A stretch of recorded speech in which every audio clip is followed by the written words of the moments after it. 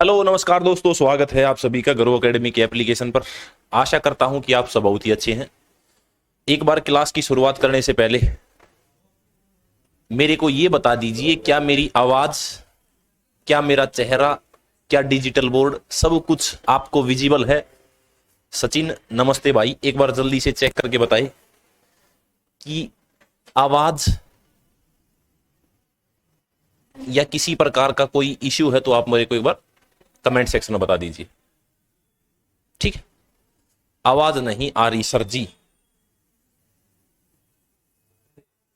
How is it possible? Sachin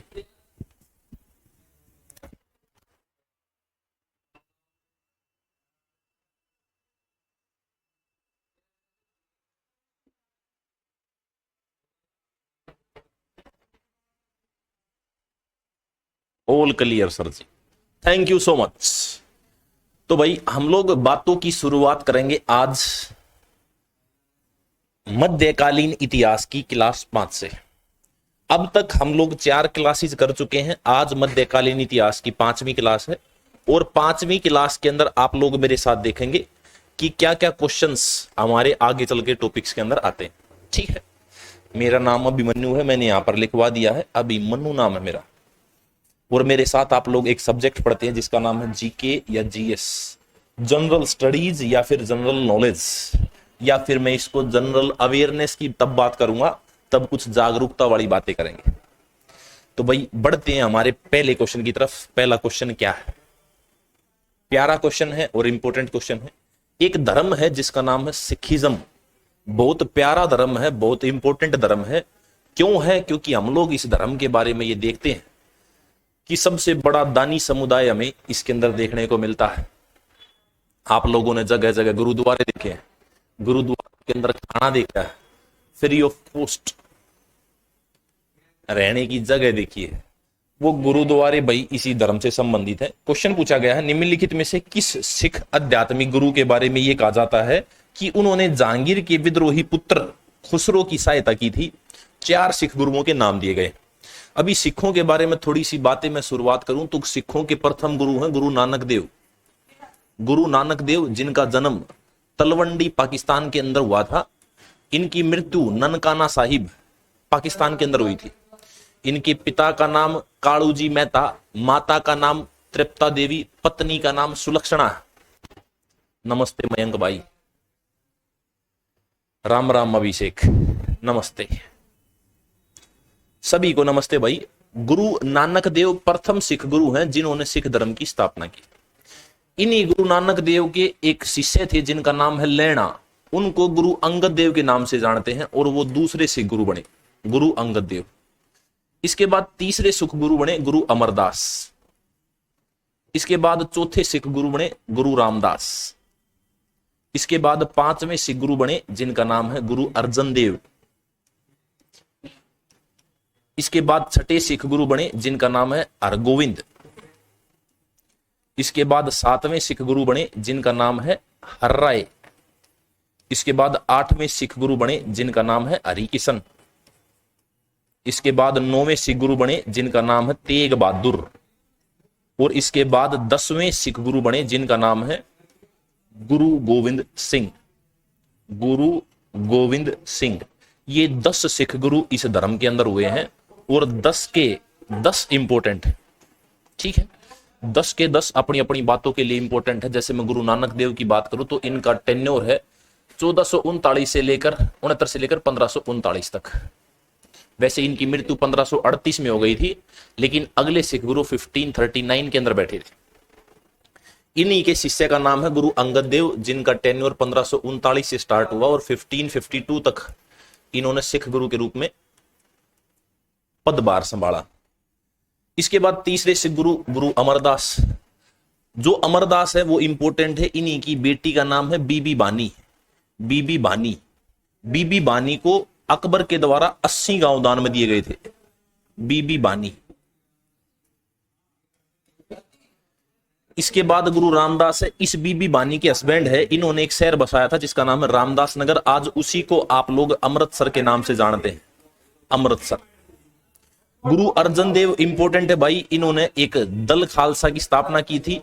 इनकी हत्या करवा दी थी एक सिख गुरु ने, एक मुगल ने, जिसका नाम क्या है, जहांगीर। जहांगीर ने इसकी हत्या करवा दी थी। वहीं पर आज एक गुरुद्वारा है, गुरुद्वारा बंगला साहिब। इसके बाद गुरु हरगोविंद हैं, जिन्होंने सिखों को लड़ाका बनाया, यानी लड़ने की शिक्षा दी। साथ ही साथ एक गुरु के बैठने का सिंहासन भी इन्हीं के द्वारा बनवाया गया। इसके बाद गुरु हरराय की बात करूं तो औरंगजेब से इन्होंने खटपट की थी। इन्हीं के बेटे का नाम क्या है, राम राय। ठीक है। अर्जन देव से एक बात और याद रखनी है आप लोगों ने, इन्होंने गुरु ग्रंथ साहिब की जो पहली प्रतिलिपि थी उसको बनवाया था, जिसके अंदर 5 सिख गुरु और 18 संतों की वाणियां हैं। 5 सिख गुरु और 18 संतों की वाणियां, सिख गुरु और 18 संत, इनकी वाणियों की एक पुस्तक का संकलन किन्होंने किया था, गुरु अर्जन देव। आप लोग एक मंदिर पढ़ते हैं, मंदिर का नाम है गोल्डन टेम्पल, स्वर्ण मंदिर। उसी को पहले हरमंदिर साहिब के नाम से जानते थे। उसका निर्माण भी किसने कराया था, अर्जन देव ने। हरमंदिर साहिब, आज इसी हरमंदिर साहिब को आप लोग गोल्डन टेम्पल बोलते हैं, स्वर्ण मंदिर। सिखों की सबसे ज्यादा धार्मिक भावनाएं गोल्डन टेम्पल से जुड़ी हुई है। ठीक है। आगे बात करूं, गुरु हरिकिशन, सबसे कम उम्र के सिख गुरु, लगभग 8 साल के थे ये जब ये सिख गुरु बने थे। तो सबसे कम आयु में सिख गुरु कौन बने थे, तो याद रखेंगे सबसे कम आयु गुरु हरिकिशन की थी। इनकी मृत्यु चेचक के कारण दिल्ली में हो गई थी। इसके बाद गुरु तेग बहादुर बैठे, इनकी गर्दन कटवा दी थी औरंगजेब ने। मैंने बताया शीशगंज गुरुद्वारा, जहां पर इनकी गर्दन कटवाई, वहीं पर एक गुरुद्वारा शीशगंज गुरुद्वारा, इनकी याद में बनाया गया। अंतिम सिख गुरु हैं गुरु गोविंद सिंह। ठीक है। अभी एक दो बातें और याद रखेंगे, ये तो क्वेश्चन का याद रखेंगे। जहांगीर के पुत्र की सहायता की गई थी गुरु अर्जन देव के द्वारा, और किसी गुरु अर्जन देव की हत्या करवा दी गई जहांगीर के द्वारा। ठीक है। गुरु गोविंद सिंह से आपको क्या याद रखना, एक तो पुस्तक याद रखनी है, कृष्ण अवतार। कृष्ण अवतार पुस्तक के रचयिता कौन है, गुरु गोविंद सिंह। इसके बाद याद रखना है एक पुस्तक विचित्र नाटक। विचित्र नाटक आत्मकथा है, किसके द्वारा लिखी गई है, तो आप लोग याद रखेंगे गुरु गोविंद सिंह। इसी गुरु गोविंद सिंह के बारे में एक क्वेश्चन आया कि भाई 5 के मतलब कंगा, कड़ा, केस, कच्छा, कृपाण, ये 5 के किसके द्वारा अनिवार्य किए गए, तो आप लोग आंसर देंगे गुरु गोविंद सिंह। इन्होंने पुरुषों को सिंह और महिलाओं को कोर अपने नाम के पीछे लगाना अनिवार्य किया था, सिंह और कोर। इन्होंने एक विवाह पद्धति, पाहुल विवाह पद्धति की शुरुआत भी इन्हीं के द्वारा की गई थी। ठीक है। तो ये है 10 सिख गुरु, आपको ये 10 के 10 सिख गुरु याद रखने हैं, एग्जाम के पॉइंट ऑफ व्यू से इंपॉर्टेंट है। सिख धर्म से इन्हीं का संबंध है। आगे बढ़े, श्री गुरु गोविंद सिंह की मृत्यु के बाद सिखों ने बंदा बहादुर के नेतृत्व में डैश के खिलाफ विद्रोह किया। गुरु गोविंद सिंह ने मरने से पहले कहा था कि मेरे मरने के बाद अगला कोई भी सिख गुरु नहीं होगा, मेरा एक शिष्य जिसका नाम है बंदा बहादुर। इस बंदा बहादुर के अनेकों नाम हैं, जैसे एक नाम तो आपने यहीं देखा, बंदा बहादुर। बंदा बहादुर को ही मां देवदास बैरागी लिखा हुआ मिलेगा, मां देवदास बैरागी, मां देवदास बैरागी।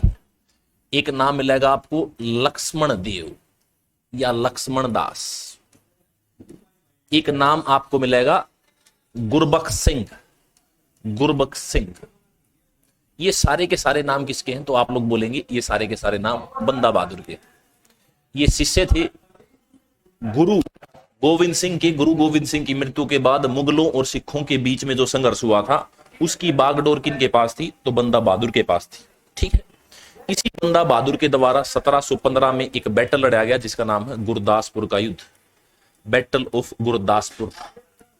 इस गुरदासपुर के युद्ध में एक तरफ तो फर्रुखसियर थे और एक तरफ फर्रुखसियर थे और एक तरफ बंदा बहादुर थे। बंदा बहादुर हार गए और फर्रुखसियर जीत गए। फर्रुखसियर और बंदा बहादुर के बीच, फर्रुखसियर एंड बंदा बहादुर, इन दोनों के बीच में यह युद्ध लड़ा गया था। और इस युद्ध के अंदर बंदा बहादुर हार गया था, फर्रुखसियर जीत गया था। इसके बाद सारा का सारा एम्पायर किसके पास चला गया, सारा का सारा एम्पायर मुगलों के पास चला गया। मुगलों ने 1723 1723 एक आदमी जकारिया खान को यहां का शासन सौंपा और इस जकारिया खान ने पूरे पंजाब का शासन एक व्यक्ति को दे दिया जिसका नाम है कपूर सिंह। कपूर सिंह इनको शासन दे दिया। इसी कपूर सिंह का एक बेटा था जिसका नाम है जस्सा सिंह आलूवालिया, इंपोर्टेंट आदमी। जस्सा सिंह आलूवालिया इंपोर्टेंट आदमी भाई। इस जस्सा सिंह आलूवालिया ने क्या किया? जस्सा सिंह आलूवालिया, आलूवालिया के बारे में क्या बात याद रखेंगे? तो इसके बारे में आपको याद रखना है कि इसने 1753 में एक कर की शुरुआत की जिसका नाम है राखी टैक्स।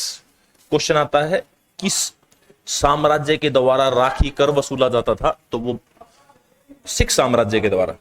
1763 से लेकर 1773 1763 से 1773 ये जो सिख साम्राज्य था ये 12 इंडिपेंडेंट स्टेट, 12 स्वतंत्र राज्यों के अंदर टूट गया।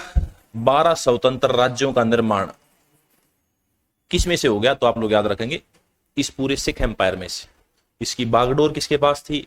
तो बागडोर थी जस्सा सिंह आलूवालिया के पास। ठीक है, अगला क्वेश्चन देखें। पंजाब के किस राजा ने शाह सुजा और अंग्रेजी कंपनी के साथ त्रिपक्षीय संधि की थी? Important question. त्रिपक्षीय संधि, ये शाह सुजा यदि मैं आपको बताऊं कौन है तो भारत के अंदर एक आक्रमणकारी आया। आक्रमणकारी का नाम है अहमद शाह अब्दाली, जिसने पानीपत का युद्ध लड़ा।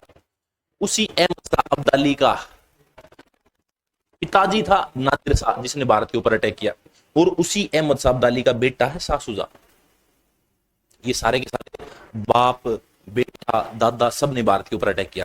जब इसने अटैक किया तो विश्व की सेकंड लार्जेस्ट आर्मी उस समय रणजीत सिंह के पास थी।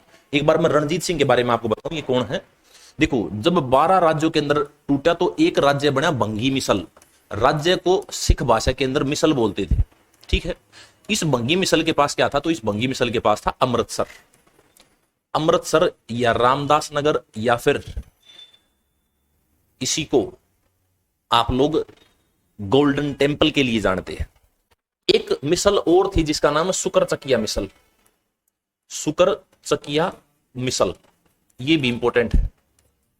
ये भी एक इंडिपेंडेंट स्टेट था। इसकी स्थापना की गई थी एक व्यक्ति के द्वारा जिसका नाम है चड़त सिंह। चड़त सिंह इसके पहले राजा थे। इसी चड़त सिंह का बेटा था महासिंह, अगला शासक बना महासिंह। इसी महासिंह का बेटा था जिसका नाम क्या है? महाराजा रणजीत सिंह। इस महाराजा रणजीत सिंह, इसको ये रणजीत सिंह को महाराजा का टाइटल शाह सुजा के द्वारा दिया गया था। इसके बाद कौन बैठे? तो एक व्यक्ति बैठे जिसका नाम है खड़क सिंह। खड़क सिंह के बाद एक व्यक्ति बैठे जिसका नाम है नौनिहाल सिंह। नौनिहाल सिंह। इसके बाद एक व्यक्ति बैठे जिनका नाम है शेर सिंह। इसके बाद एक व्यक्ति बैठे जिनका नाम है शेर सिंह। शेर सिंह के बाद एक व्यक्ति बैठे जिनका नाम क्या है? दलीप सिंह। ये है सिख एम्पायर के अंदर सारे के सारे शासक। दलीप सिंह, ये 1 by 1 सारे के सारे शासक बने थे, और इन्हीं में एक शासक हुए हैं रणजीत सिंह, जिनके पास विश्व की सेकंड लार्जेस्ट आर्मी थी। इस रणजीत सिंह ने शाह सुजा और अंग्रेजों के बीच एक त्रिपक्षीय संधि की थी। एक छोटी सी स्टोरी है इसके बारे में। ऐसा बताते हैं जब ये शाह सुजा भारत के अंदर अटैक करने के लिए आया तो इसने रणजीत सिंह से लाहौर जीत लिया, लेकिन इसके अपने राज्य के अंदर विद्रोह स्टार्ट हो गया। ये अपने साथ तोप लेकर आया था, इसको वापस जाना था और जाना था। तो रणजीत सिंह ने कहा कि भाई आप चले जाओ, मैं आपकी तोपों को सही सलामत भेज दूंगा। ये शाह सुजा चला गया और रणजीत सिंह ने इसकी तोप वापस सही सलामत भेज दी। इस शाह सुजा ने लाहौर पर रणजीत सिंह का अधिकार मान लिया और इनको एक उपाधि दी महाराजे की। इसी के बाद इसके पोते के द्वारा एक हीरा है कोई नूर हीरा, उस कोई नूर हीरे को गिफ्ट किया गया था रणजीत सिंह को। रणजीत सिंह को मिला तो ऐसा बताते हैं वो श्रापित हीरा था। रणजीत सिंह की मृत्यु हो गई, खड़क सिंह की मृत्यु होगी, नौनिहाल सिंह की मृत्यु होगी, शेर सिंह की मृत्यु होगी, फिर वो दलीप सिंह के पास आया और दलीप सिंह के समय से ही बैटल लड़ने स्टार्ट हो गए, युद्धों का दौर स्टार्ट हो गया। ठीक है, तो आगे बातें करेंगे हम लोग युद्धों के बारे में। 1850 में निम्नलिखित में से किस संधि के तहत कश्मीर को जम्मू के डोगरा राजवंश को बेच दिया गया? 4 संधियां दी गई है। इलाहाबाद की संधि, सुगोली की संधि, अमृतसर की संधि और पुरंदर की संधि। अब आप लोग एक बात से परिचित हैं, जो इलाहाबाद की संधि है उसको मैं आपको पढ़ाऊंगा। सुगोली की संधि नेपाल और अंग्रेजों के बीच हुई थी। इसी सुगोली की संधि के तहत एक देश बना जिसका नाम क्या है, नेपाल। नेपाल पहले भारत का हिस्सा था, लेकिन इस सुगोली की संधि के तहत उसको भारत से अलग कर दिया गया। एक संधि है अमृतसर की संधि। ये अमृतसर की संधि वही त्रिपक्षीय संधि है, ठीक है। इस अमृतसर संधि के बारे में बात करेंगे। देखो, एक शब्द पढ़ते हैं, प्रथम आंग्ल सिख युद्ध। प्रथम आंग्ल सिख युद्ध, आंग्ल सिख युद्ध कब से कब तक लड़ा गया? सबसे पहली बात तो ये, तो 1845 से 1846, 1846 एक बैटल लड़ा गया जिसको आप लोग किस नाम से जानते हैं, प्रथम आंग्ल सिख युद्ध। इसके बाद एक संधि हुई जिसका नाम क्या है, लाहौर की संधि। और इस लाहौर की संधि के तहत सतलुज को पंजाब की दक्षिणी सीमा मान लिया, लेकिन दोबारा अटैक किया लालचियों ने। लालची कौन है? तो आप लोग याद रखेंगे, दूसरा आंग्ल सिख युद्ध, अंग्रेजों ने। दूसरा आंग्ल, इस आंग्ल का अर्थ है भाई अंग्रेज। दूसरा आंग्ल सिख युद्ध। इस दूसरे आंग्ल सिख युद्ध को कब से कब तक लड़ा गया? तो आप लोग याद रखेंगे 1847 से 1848। और 1847 से 48 तक इस बैटल के बाद एक कंक्लूजन निकल के आया। क्या कंक्लूजन निकल के आया? इस युद्ध के बाद, वैसे तो बहुत सारी पुस्तकें आपको इसको 1848 से 1849 दिखाएंगी, लेकिन मैं क्या करता हूं, इसको 1848 से 49 ही कर देता हूं, कहीं आप बुक के 1848 से 1849। इस बैटल के बाद पूरे पंजाब को अंग्रेजों ने जीत लिया, अमृतसर तक सारे पंजाब को जीत लिया और पंजाब अंग्रेजों का एक हिस्सा बन गया। सेकंड बैटल आंग्ल सिख युद्ध के बाद सारा का सारा पंजाब अंग्रेजों का हिस्सा बन गया, ठीक है। आगे बढ़ते। अच्छा क्वेश्चन, अंग्रेजों ने वर्ष डैश में आंग्ल सिख युद्ध में सिखों को पराजित करके पंजाब का राज्य विलय कर दिया, 1835, 39, 49 और 45, ठीक है। बहुत प्यारा क्वेश्चन है, आप लोग आंसर दे पाएंगे इजीली। 1849 में सारा का सारा पंजाब किसका हिस्सा बन गया? अंग्रेजों का। अंग्रेजों का हिस्सा बना तो एक क्वेश्चन आता है कि second largest army, second largest army of world, second largest army of world किसके पास थी? तो आप लोग बोलेंगे second largest army of world. मैं वर्ल्ड की बात कर रहा हूं, देश की बात नहीं कर रहा हूं। किसके पास थी? तो आप लोग बोलेंगे महाराजा रणजीत सिंह। महाराजा रणजीत सिंह के पास विश्व की सेकंड लार्जेस्ट आर्मी थी, ठीक है। एक शब्द आता है कोहिनूर। कोहिनूर भारत के अंदर सिखों के द्वारा ही लाया गया था। कोई का अर्थ है पर्वत और नूर का अर्थ है रोशनी। नूर को बोलते हैं रोशनी। तो इस शब्द से आप लोग याद रखेंगे रोशनी का पर्वत। रोशनी का पर्वत किसको बोला जाता है? तो आप लोग बोलेंगे रोशनी का पर्वत कोहिनूर को ही बोला जाता है, ठीक है। इंपॉर्टेंट बात, ये कोहिनूर हीरा दलीप सिंह के द्वारा महारानी को भेंट कर दिया गया। और दलीप सिंह जो अंतिम सिख राजा थे, इस दलीप सिंह के बारे में याद रखेंगे, इसको पेंशनर बनाकर, इसको पेंशनर बना करके कहां भेज दिया? तो पेंशनर बना करके इसे लंदन भेज दिया और लंदन इसको पेंशन दी जाने लगी और इसने अपना जीवन यापन किया। वहीं पर इन्होंने महारानी को गिफ्ट कर दिया। क्या गिफ्ट कर दिया? तो कोहिनूर हीरा गिफ्ट कर दिया, ठीक है। आगे बढ़ते। कौन मराठा वंश का एक प्रसिद्ध शासक था? बहुत प्यारा क्वेश्चन। मराठा वंश का सबसे प्रसिद्ध शासक, चार नाम है, पोरस, छत्रपति शिवाजी महाराज, मानसिंह, पृथ्वीराज चौहान। मैं चारों के बारे में बात कर चुका हूं। जब सिकंदर भारत के अंदर अटैक करने आया तो पोरस भारत का, पंजाब में पोरू डायनेस्टी का रूलर था। इसने एक बैटल लड़ा था जिसको आप लोग बोलते हैं।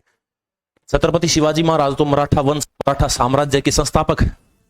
मराठा साम्राज्य बातें कर लेते हैं। मराठा साम्राज्य 1627 से लेकर और 1818 तक एग्जिस्ट करता है। उसके बाद इस पर अटैक कर दिया गया था। अभी जो मराठा साम्राज्य, इसके संस्थापक ही कौन है? छत्रपति शिवाजी महाराज।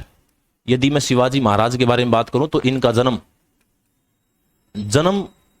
1627 में शिवनेर फोर्ट पुणे, शिवनेर फोर्ट पुणे के अंदर हुआ था। जब इनका जन्म हुआ तो इनके पिताजी का भी नाम याद रखेंगे। पिता का नाम क्या है? तो आप लोग बोलेंगे साजी भोसले। पिता का नाम है साजी भोसले। इनकी माता का नाम क्या है? तो आप लोग याद रखेंगे माता का नाम है जीजाबाई। माता जीजाबाई। इनकी पत्नियां तीन थी, साईबाई, सोयराबाई और पुतलीबाई, साईबाई, सोयराबाई और पुतलीबाई, सोयराबाई और पुतलीबाई, ये तीन इनकी पत्नियां थी। किसकी? तो आप लोग याद रखेंगे छत्रपति शिवाजी महाराज की। इन्हीं से इनको दो बेटे थे, एक संभाजी महाराज, एक राजाराम। उन के बारे में बात करेंगे, लेकिन इनके जीवन वृत्तांत के बारे में बात कर ले। इनको लाइमलाइट मिला 1664, 1664 में इन्होंने सूरत को लूटा, सूरत की प्रथम लूट। इसके बाद इन्होंने 1665 में एक संधि की जिसका नाम है पुरंदर की संधि, पुरंदर की संधि। इसके बाद 1670 में इन्होंने सूरत को दोबारा लूटा, सूरत की दूसरी लूट। सूरत पहली बार यहां पर लूटा फर्स्ट टाइम, और यहां पर सेकंड टाइम लूटा। इसके बाद 1674 1674 इन्होंने अपना राज्याभिषेक कराया, राज्याभिषेक यानी कोरोनेशन। इनके गुरु के नाम याद रखेंगे। एक तो इनके आध्यात्मिक गुरु थे, एक तो इनके गुरु थे जिनका नाम क्या है? कोणदेव। ये कोणदेव इनके गुरु थे, शिक्षा देते थे। एक समर्थ रामदास, समर्थ रामदास, इन्होंने भी इनको शिक्षा देने का काम किया। ठीक है, तो 1674 तक आप इसके बारे में यही याद रखेंगे। इसके बाद हम आगे लिख लेंगे। आप लोग याद रखेंगे मराठा वंश के पावरफुल शासक कौन है? छत्रपति शिवाजी महाराज। ठीक है, आगे बढ़ जाते हैं। शिवाजी महाराज के समय मंत्री परिषद के रूप में जाना जाता था। अगर हम अष्टदिग्गज, अष्टप्रधान, नवरत्न, ये चार नाम दिए गए हैं, तो आप लोग याद रखेंगे। नवरत्न तो मैंने आपको बताए अकबर के समय, अकबर, चंद्रगुप्त द्वितीय के समय, चंद्रगुप्त सेकंड, इनके समय से किसका संबंध है? तो आप लोग बोलेंगे नवरत्नों का संबंध है। अष्टदिग्गज या अष्ट जायंट्स किसके समय थे? तो आप लोग बोलेंगे कृष्णदेव राय, एक महान शासक हैं, उनके समय पर क्या होते थे? तो कृष्णदेव राय के समय पर अष्टदिग्गज होते थे। अभी आपको याद रखना अष्टप्रधान। अष्टप्रधान आपको किसके समय देखने को मिलेंगे? छत्रपति शिवाजी महाराज। कौन कौन थे? तो आप लोग पेशवा, एक शब्द पढ़ते हैं पेशवा, पहली पोस्ट। दूसरी पोस्ट सुमंत, तीसरी पोस्ट सुरुनवीस, चौथी पोस्ट वाक्यानवीस, एक सेनापति होता था, पांचवी पोस्ट सर ए नौबत,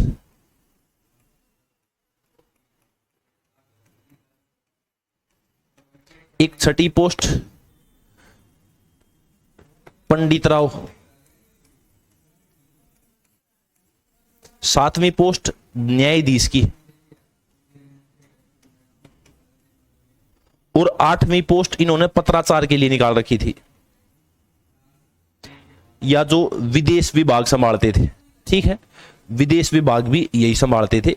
ये 8 क्या कहलाते थे? तो 8 प्रधान कहलाते थे। किसके दरबार से संबंधित है? तो आप लोग बोलेंगे ये सारे के सारे छत्रपति शिवाजी महाराज के दरबार से संबंधित है। ठीक है, अब ये सारी की सारी पोस्ट हमारी शिवाजी महाराज से संबंधित है। शिवाजी महाराज के बारे में एक बात और याद रखेंगे आप लोग। 1674 इन्होंने राज्याभिषेक कराया था। राज्याभिषेक यानी कोरोनेशन। इस कोरोनेशन के बाद क्या क्या हुआ? इसके बाद 1678 में भारत के अंदर पहली नेवी या नौसेना का निर्माण इन्हीं के द्वारा कराया गया, नौसेना। और नौसेना का हेडक्वार्टर कहां पर बनाया गया? तो हेडक्वार्टर था कोलाबा, कोलाबा महाराष्ट्र के अंदर है। और इसके पहले डायरेक्टर जनरल डीजी कौन बनाए गए थे? तो दरिया सारंग, दरिया सारंग इसके पहले डीजी बने थे। ठीक है, 1680 में इनकी क्या हो गई थी? मृत्यु। मृत्यु किसकी हो गई थी? तो आप लोग याद रखेंगे छत्रपति शिवाजी महाराज की। ठीक है, आगे बढ़ते। दक्कन में मराठों द्वारा वसूले जाने वाले भू राजस्व के 25% को कहा जाता था भोग, सरदेशमुखी, चौथ, या फिर यहां पर भाग लिखा हुआ है, ये इंजॉयमेंट की जगह भोग होगा, और ये पार्ट की जगह भाग होगा। और भाग को इंग्लिश में भी भाग ही लिखेंगे। एक भोग है, एक भाग है, दोनों अलग अलग प्रकार के कर होते थे। लेकिन भू राजस्व के 25% को चौथ के रूप में वसूला जाता था। ये 2 टैक्स हैं, सरदेशमुखी और चौथ। ये दोनों मराठों के द्वारा लिए जाते थे। अगर मराठों के बारे में थोड़ी बातें और करना स्टार्ट करें तो छत्रपति शिवाजी महाराज के बाद उसके बेटे जिनका नाम क्या है? संभाजी महाराज। संभाजी महाराज शासन करने लगते हैं। और संभाजी महाराज का शासनकाल है 1680 से लेकर और 1689, 1689। 1689 में औरंगजेब आया और औरंगजेब ने संभाजी महाराज की हत्या कर दी। औरंगजेब किल्ड संभाजी महाराज। इसके बाद इसके भाई जिसका नाम क्या है, राजा राम। राजा राम अगले शासक बने जिनका शासनकाल है 1889 से लेकर 1700। इनकी भी हत्या किसके द्वारा कर दी, तो इनकी भी हत्या औरंगजेब ने कर दी। औरंगजेब किल्ड राजा राम। इस राजा राम के बाद अगले जो शासक बने उनका नाम है शिवाजी सेकंड। ये शिवाजी सेकंड छोटे से बच्चे थे। शिवाजी सेकंड ने 1700 से लेकर और 1707 जब तक औरंगजेब की मृत्यु हुई तब तक शासन किया। लेकिन एक्चुअल में इनकी जगह पर इनकी माता ताराबाई ने शासन किया था। Tarabai ruled over Maratha empire from 1700 to 1707। 1700 से लेकर 1707 तक इस पूरे मराठा साम्राज्य पर ताराबाई के द्वारा शासन किया गया। फिर आए साहूजी महाराज, छत्रपति साहूजी महाराज, इंपोर्टेंट आदमी। जब साहूजी महाराज आए तो साहूजी महाराज का शासनकाल क्या है, 1707 से लेकर और 1749 तक इनका शासनकाल। ठीक है, इनके बारे में आगे बातें करेंगे हम लोग। आगे बढ़ते, अगला है बाजीराव प्रथम या बाजीराव बल्लाल के पुत्र थे। ये बाजीराव प्रथम वही है कि तलवार पर कभी भी शक नहीं करना चाहिए। बाजीराव की तलवार पर एक महिला मस्तानी, बाजीराव मस्तानी, आप इनको उस नाम से जानेंगे। ठीक है, थोड़ी सी मैं बातें कर लेता हूं एक 1707 के बारे में। 1707 में जब साहूजी महाराज आए ने तो ताराबाई ने सिंहासन देने से मना कर दिया। इसी कारण एक बैटल लड़ा गया जिसका नाम है खेड़ा का युद्ध, बैटल ऑफ खेड़ा, या उसको बोलते हैं खेड़ा का युद्ध। इस खेड़ा के युद्ध में दो सेनाएं आमने सामने थी। एक तरफ थे साहूजी महाराज और दूसरी तरफ आप किसे बोलेंगे, तो दूसरी तरफ थी शिवाजी सेकंड। लेकिन इनकी जगह पर इनकी माता थी जिनका नाम ताराबाई है। इस युद्ध में ये हार गए और साहूजी महाराज जीत गए। जब जीत गए तो एक संधि हुई जिसका नाम शिवगांव की संधि।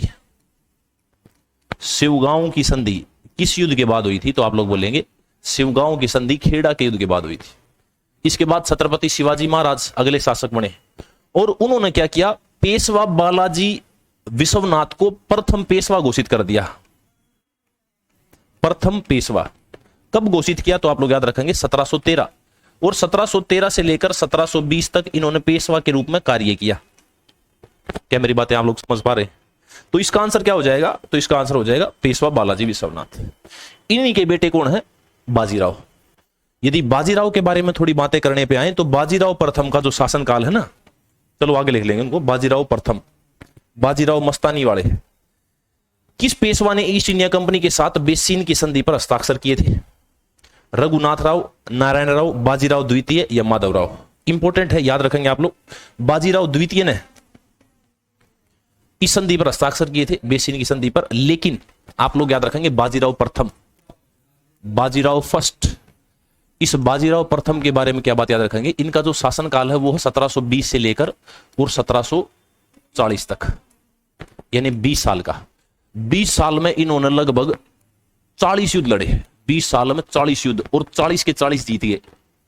सबसे इंपॉर्टेंट युद्ध 1728 में इनके द्वारा लड़ा गया था। 1728 में जो बैटल लड़ा था उसका नाम आप लोग याद रखेंगे। 1728 के बैटल का नाम है सुकरखेड़ा का युद्ध। सुकरखेड़ा का युद्ध। इस सुकरखेड़ा के युद्ध में एक तरफ था हैदराबाद का निजाम, और दूसरी तरफ आप लोग याद रखेंगे बाजीराव फर्स्ट। इस युद्ध में बाजीराव प्रथम जीत गए थे, बाजीराव फर्स्ट जीत गए थे, और हैदराबाद का जो निजाम उल मुल्क था वो हार गया था। और निजाम उल मुल्क के द्वारा टैक्स देना शुरू कर दिया गया। किसे, तो आप लोग याद रखेंगे मराठा साम्राज्य। ठीक, ये बाजीराव प्रथम की है। इसके बाद बैठे थे बाजीराव द्वितीय।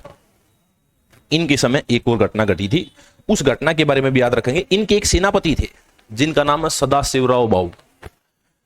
1761 में एक बैटल लड़ा गया, पानीपत का तृतीय युद्ध। पानीपत का तृतीय युद्ध, थर्ड बैटल ऑफ पानीपत। ओ मागो ट्रू लव।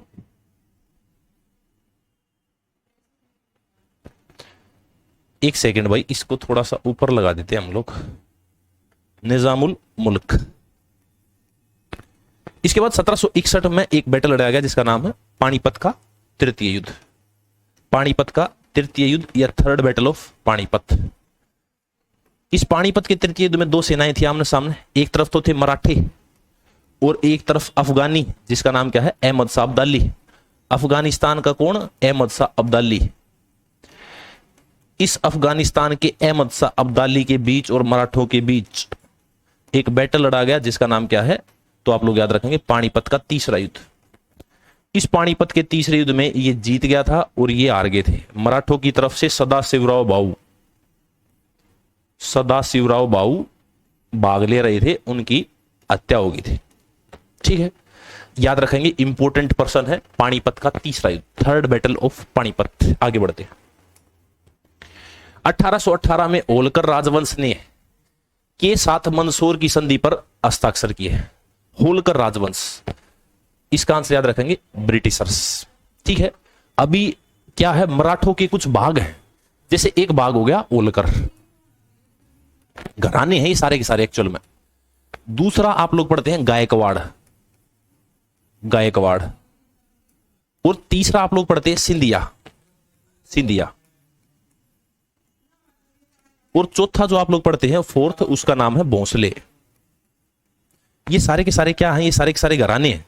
जैसे मैंने अभी बताया आपको कि छत्रपति शिवाजी महाराज के पिताजी का नाम शाहजी भोसले था, वो भोसले खानदान से संबंधित है। ये इनका क्या है, घराना। ठीक है, ब्रिटिशर्स और होलकर के बीच 1818 में एक संधि हुई थी। हम लोग इनको पढ़ने की शुरुआत करेंगे बैटल्स के माध्यम से। आगे बढ़ते हैं। किस आंग्ल मराठा युद्ध के परिणाम स्वरूप पेशवाओं के प्रांतों का विलय बंबई प्रेसिडेंसी में हो गया? आंग्ल मराठा युद्ध की बात हो गई यहां पर, तो आंग्ल मराठा युद्ध को देखते हैं एक बार। अंग्रेजों और मराठाओं के बीच जो युद्ध लड़े गए उनको क्या बोला गया? आंग्ल मराठा युद्ध। जैसे प्रथम आंग्ल मराठा युद्ध, फर्स्ट आंग्लो मराठा वॉर, प्रथम आंग्ल मराठा युद्ध कब लड़ा गया? 1782। इस 1782 के बाद एक संधि हुई जिसका आप लोग क्या नाम पढ़ते हैं? सालबाई की संधि।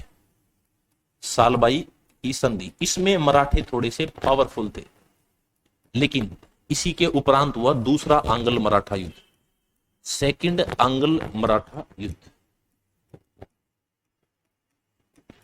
सेकंड आंग्ल मराठा युद्ध ये कब लड़ा गया? 1803।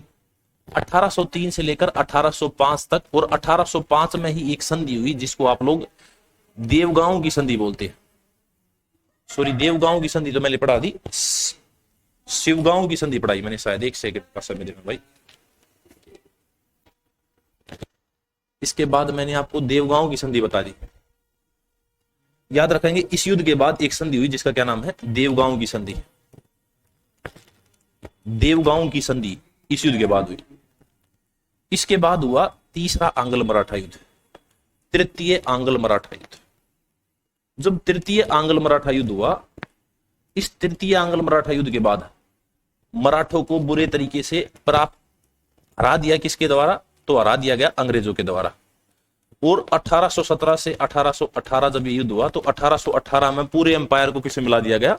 बंबई प्रेसिडेंसी में। तो आप लोग याद रखेंगे, तीसरा आंग्ल मराठा युद्ध, यानी कि थर्ड एंग्ल मराठा युद्ध के बाद पूरा का पूरा साम्राज्य किसका हो गया? तो पूरा का पूरा साम्राज्य मराठों का हो गया। आगे बढ़ते हैं। स्वतंत्र बंगाल राज्य की स्थापना किसने की थी? बहुत ही प्यारा क्वेश्चन है और इंपोर्टेंट भी। Independent Bengal established by, Bengal के बारे में यदि बात करूं तो साल था 1700। साल 1700 में औरंगजेब के द्वारा एक व्यक्ति जिसका नाम है मुर्शिद कुली खान, इसको बंगाल का गवर्नर बनाया गया। और मुर्शिद कुली खान ने क्या किया? मुर्शिद कुली खान ने एक शहर की स्थापना की, मुर्शिद कुली खान। इसके द्वारा एक शहर की स्थापना की गई जिसका नाम क्या है? मुर्शिदाबाद। मुर्शिदाबाद कहां पर बनाया गया? बंगाल के अंदर। और साल आया 1713।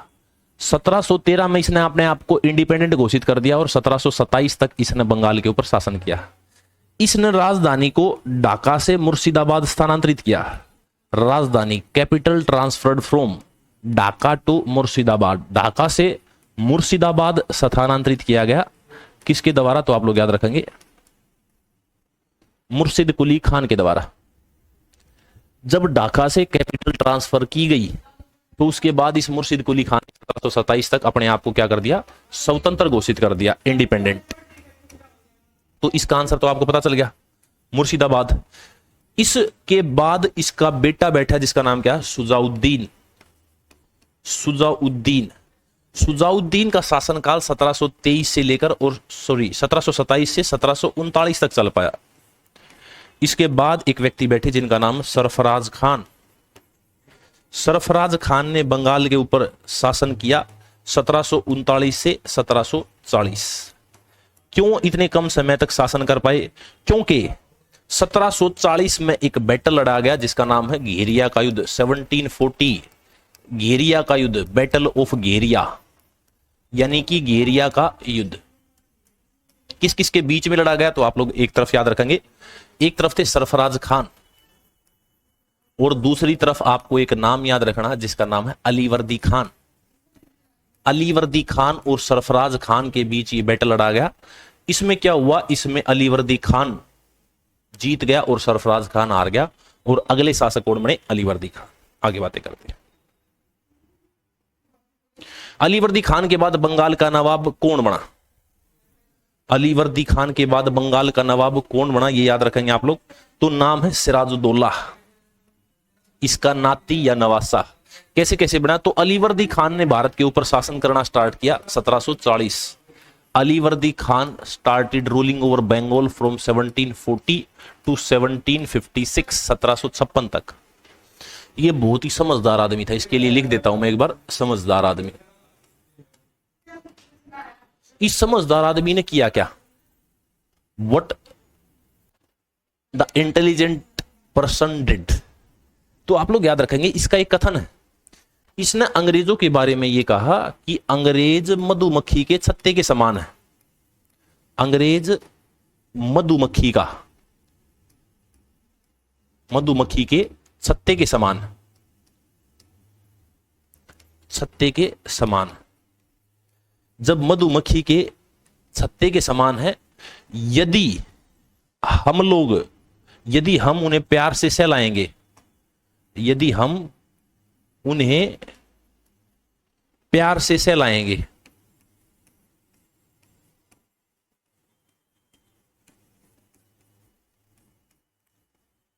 तो वो हमें शहद देंगे, तो वो हमें शहद देंगे।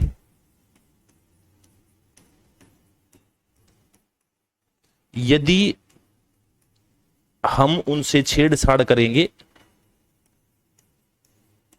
हम उनसे छेड़छाड़ करेंगे, तो वो काट काट कर हमारी जान ले लेंगे, तो वो काट काट कर हमारी जान ले लेंगे।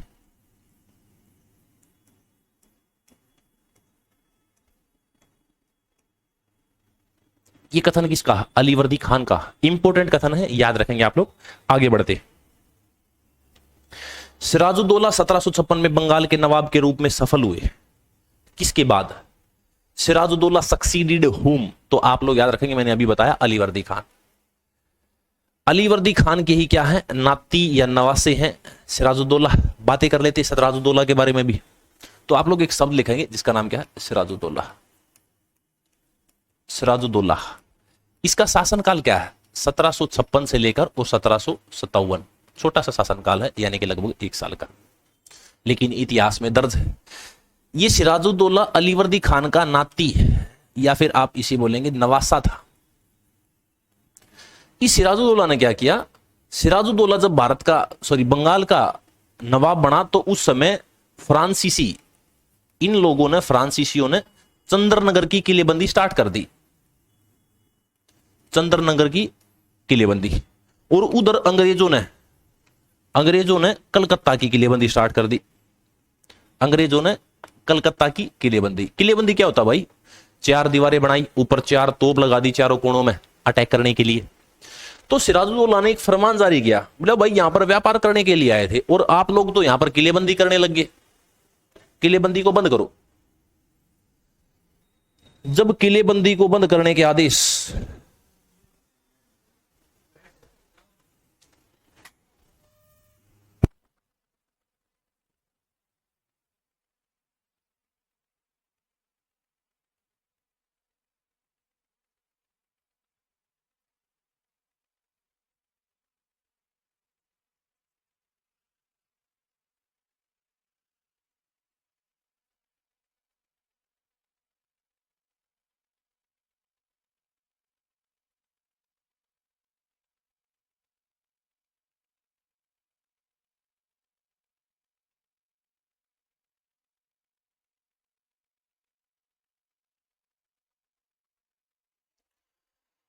इन्होंने क्या किया भाई, फ्रांसीसियों ने चंद्रनगर और अंग्रेजों ने कलकत्ता की किलेबंदी स्टार्ट कर दी। जब इन्होंने किलेबंदी स्टार्ट की तो फरमान जारी किया गया सिराजुद्दौला के द्वारा कि भाई आप लोग तो यहां पर व्यापार करने के लिए आए थे और आप लोगों ने तो किलेबंदी स्टार्ट कर दी, तो इस किलेबंदी को बंद करो। अब फ्रांसीसी तो मान गए लेकिन अंग्रेज नहीं माने, तो इसने क्या किया, इसने एक बहुत बड़ी सेना लेकर ये 1757 में कलकत्ता पहुंच गया और 1757 में कलकत्ता पहुंचकर सारी की सारी किलेबंदी को बंद कर दिया और कलकत्ता और कासिम बाजार, कलकत्ता व कासिम बाजार पर अधिकार कर लिया। जब कलकत्ता और कासिम बाजार पर अधिकार किया तो इस कलकत्ता का नाम चेंज करके क्या कर दिया, अलीनगर। अलीनगर मैं आपको आगे पढ़ाऊंगा, अलीनगर की संधि। जब कलकत्ता पर अधिकार किया और इसका नाम चेंज करके अलीनगर किया, किसने, तो सिराजुद्दौला ने। तो इसके बाद रॉबर्ट क्लाइव, जितने वहां पर सैनिक थे, सिपाही थे, उन सभी को एक किले में कैद कर दिया और उसी को बोला गया काल कोठरी की घटना। आप लोगों ने ये भली बात पढ़ी होगी, काल कोठरी की घटना। इस काल कोठरी की घटना में क्या हुआ भाई, 146 सिपाही थे, 146 सैनिकों को एक कमरे में बंद कर दिया। जब उस कमरे को खोला गया तो केवल 23 आदमी जिंदा थे। इसको काल कोठरी की घटना बोलते हैं। ये किसके समय हुई थी, तो सिराजुद्दौला के समय। ठीक है, जब ये घटना घटी तो इसके बाद हम लोग बात आगे करेंगे। निम्नलिखित में से कौन सी भारत की धरती पर ईस्ट इंडिया कंपनी की पहली बड़ी और निर्णायक जीत है? Battle of Sindhuli, battle first Anglo Maratha war, battle of Tiruvannamalai और प्लासी।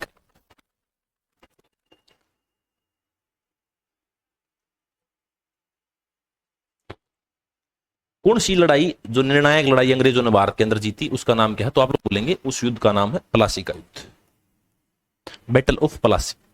ये प्लासी का युद्ध हुआ कैसे, 1757 में जो रॉबर्ट क्लाइव है वो एक अपनी बहुत बड़ी सेना लेकर आया और आकर के एक बैटल लड़ा जिसका नाम क्या है, प्लासी का युद्ध।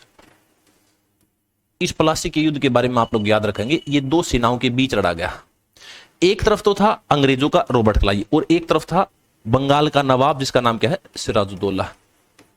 एक्चुअल में ये युद्ध आपको मैं बताऊं आपकी जानकारी के लिए, ये युद्ध तो लड़ाई नहीं गया। और एक तरफ अंग्रेजों का कौन था, रॉबर्ट क्लाइव। ये दो आदमी लड़ रहे थे, इसमें रॉबर्ट क्लाइव जीत गया था, सिराजुद्दौला हार गया था। उसका कारण मैं बताऊं, इसके 4 सेनापति थे। 4 सेनापतियों में एक था मीर जाफर, एक था राय दुर्लभ, एक था मीर मदान, एक मोहनलाल। ये 4 सेनापति थे। इसमें से ये 2 व्यक्ति जाकर के कहां मिल गए, तो ये रॉबर्ट क्लाइव के साथ मिल गए। इसी कारण रॉबर्ट क्लाइव जीत गया और सिराजुद्दौला हार गया इस बैटल के अंदर। ठीक है, इस बैटल के बाद 1757 में एक संधि हुई। उसी संधि को आप लोग किस नाम से जानते हैं, तो 1757 की संधि को ही आप लोग अलीनगर की संधि बोलते हैं। अलीनगर की संधि रॉबर्ट क्लाइव और सिराजुद्दौला के बीच हुई थी, अलीनगर की संधि। ट्रीटी ऑफ अलीनगर आपसे पूछेगा तो आप लोग याद रखेंगे 1757 के अंदर हुई थी। आगे बढ़ते, किसने अंग्रेजों के साथ अलीनगर संधि पर हस्ताक्षर किए हैं, मीर कासिम, सिराजुद्दौला, अलीवर्दी खान या मीर जाफर? तो आप लोगों को मालूम है सिराजुद्दौला के द्वारा अलीनगर की संधि पर हस्ताक्षर किए गए। इसी सिराजुद्दौला के बाद जो अगले गवर्नर बने उनका नाम है मीर जाफर। मीर जाफर अगले गवर्नर बने, अगले नवाब बने। कब बने, 1757 और 1760 तक ये नवाब रहे। इसके बाद इनको हटा दिया क्योंकि इसे पता चल गया कि अंग्रेजों ने फायदा उठाया। इसके बाद 1765 में ये दोबारा बने और 1765 से लेकर 1767 ये दोबारा नवाब रहे। इसके बीच में एक आदमी है जिसका नाम है मीर कासिम, बहुत ही समझदार आदमी था। इस मीर कासिम का शासनकाल क्या, 1760 से लेकर 1764। जो इस पूरे बंगाल का अंतिम नवाब बना, उस अंतिम नवाब का नाम क्या है, अंतिम नवाब याद रखेंगे आप लोग, मुबारक उद्दौला। अंतिम नवाब, इसका नाम क्या है, तो आप लोग बोलेंगे मुबारक उद्दौला। मुबारक उद्दौला अंतिम नवाब। ठीक है, ये सारे के सारे बंगाल पर बहुत सारे नवाब हुए। इसका साल कौन सा था तो आप लोग याद रखेंगे, ये 1773 के अंदर इसकी पोस्ट को खत्म कर दिया गया। वैसे तो ये 1775 तक रहा था, लेकिन 1773 में भारत के अंदर एक रेगुलेटिंग एक्ट आया, उसके तहत इसको खत्म कर दिया। ठीक है, आगे बढ़ते। मीर कासिम का नाम भारत के निम्नलिखित में से किस युद्ध से संबंधित है? कीर्की का युद्ध, बक्सर का युद्ध, प्लासी का या लाहौर का? तो आप लोग याद रखेंगे बक्सर का युद्ध, बैटल ऑफ बक्सर। सबसे पहले याद रखेंगे बक्सर का युद्ध लड़ा कब गया? बक्सर का युद्ध तो आप लोग याद रखेंगे 1764, 1764 में बक्सर का युद्ध लड़ा गया। दो सेनाएं थी, एक तरफ तो अंग्रेजों का कौन तो आप लोग याद रखेंगे हेक्टर मुनरो, और एक तरफ कौन तो एक तरफ थे तीन व्यक्ति कौन कौन? शाह आलम प्रथम, Shah Alam first, sorry Shah Alam second, एक थे सुजाउद्दौला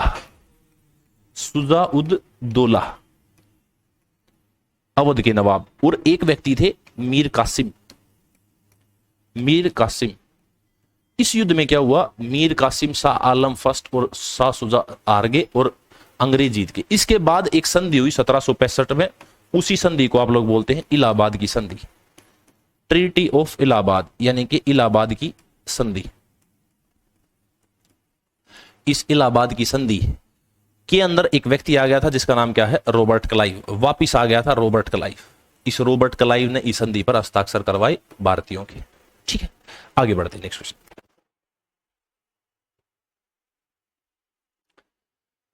अगला क्वेश्चन पूछा गया, who among the following build the हवा महल इन जयपुर? सबसे पहले बात की गई हवा महल की। हवा महल के बारे में क्या क्या क्वेश्चन आते हैं? हवा महल से क्वेश्चन आते हैं कि ये कितनी मंजिल का है, तो आप लोग बोलेंगे ये 5 मंजिल का है, 5 मंजिल। ठीक है, इसके बाद क्वेश्चन आता है इसके वास्तुकार कौन है? तो वास्तुकार का नाम याद रखेंगे लालचंद, उस्ताद लालचंद इसके क्या है? वास्तुकार।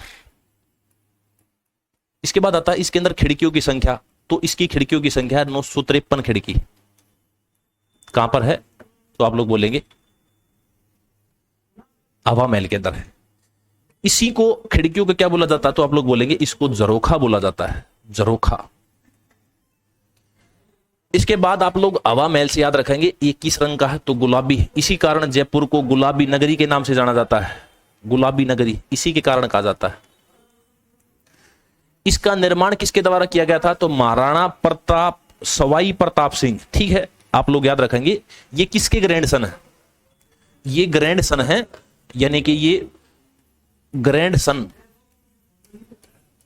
ऑफ महाराजा सवाई जयसिंह।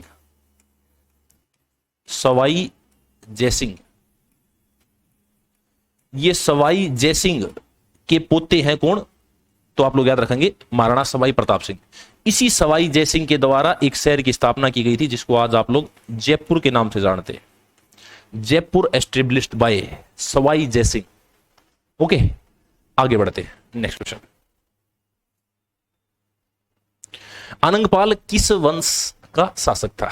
अनंगपाल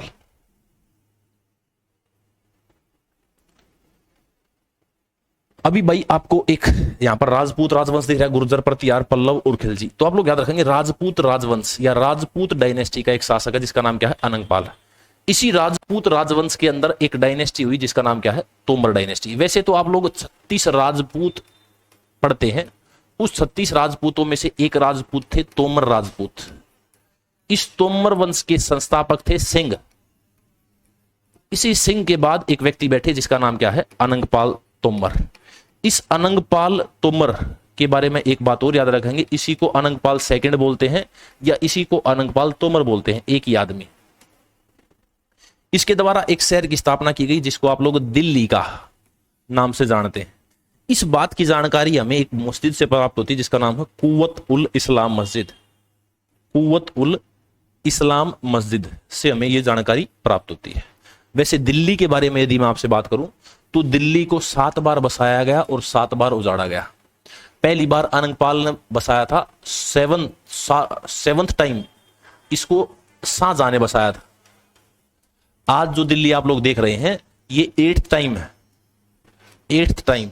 इसको बसाया गया था एडविन लुटियन, एडविन लुटियन। और एक आदमी है जिसका नाम क्या है, हर्बर्ट बेकर, हर्बर्ट बेकर। इन दो आदमियों के द्वारा दिल्ली को बसाया गया था। ठीक है, तो ये सारे के सारे क्वेश्चन आप लोग यहां से याद रखेंगे। आज हम लोग आपसे यहीं पर विदा लेंगे। आशा करता हूं कि आपको सारी बातें समझ में आई होंगी। आज के लिए आप सभी का बहुत बहुत धन्यवाद। Thank you, tata, bye bye. यदि किसी का कोई डाउट है तो आप लोग एक बार कमेंट सेक्शन में डाल भी सकते हैं।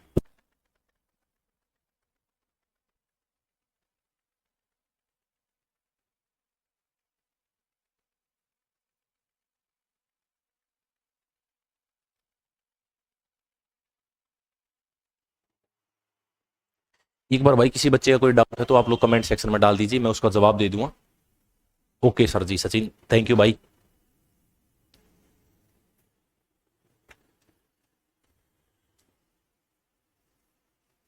एक सेकंड। ठीक है भाई, थैंक यू राज।